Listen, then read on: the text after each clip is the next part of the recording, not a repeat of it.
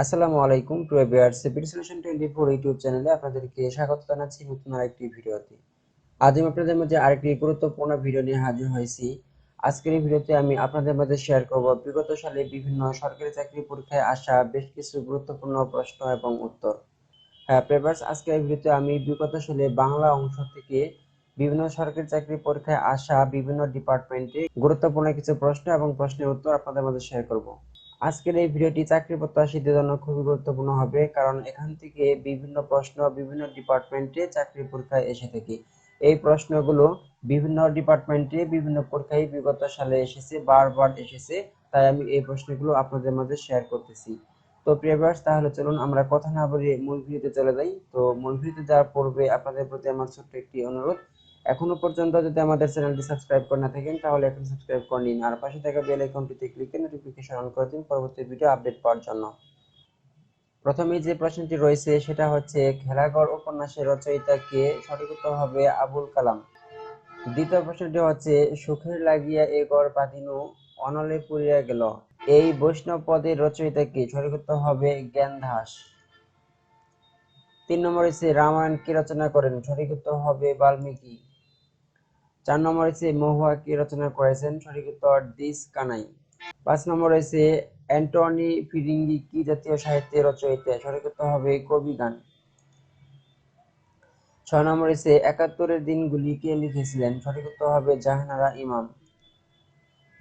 7 নম্বর হচ্ছে, কাঁদো নদী কাঁদো উপন্যাসটি রচয়িতা কে? সঠিক উত্তর হবে সৈয়দ ওয়ালিউল্লাহ। 8 নম্বর হচ্ছে, নদী ও নারী উপন্যাসের রচয়িতা কে? সঠিক উত্তর হবে হুমায়ুন কবির।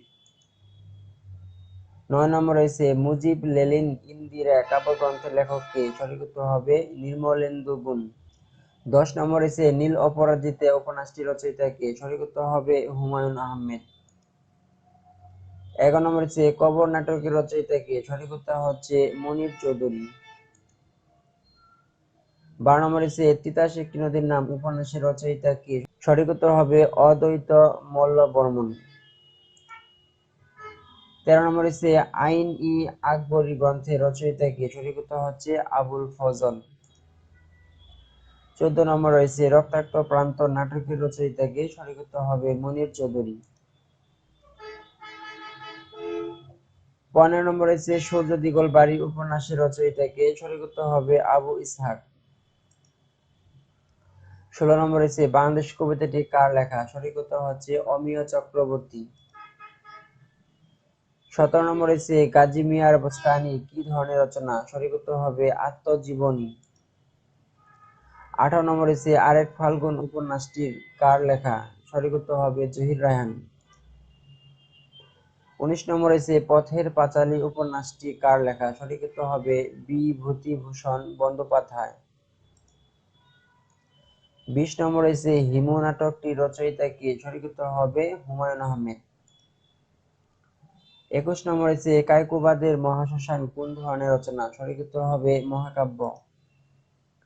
22 নম্বর রয়েছে, ভবিষ্যতের বাঙালি গ্রন্থের রচয়িতা কে? সঠিক উত্তর হবে এস ওয়াজেদ আলী।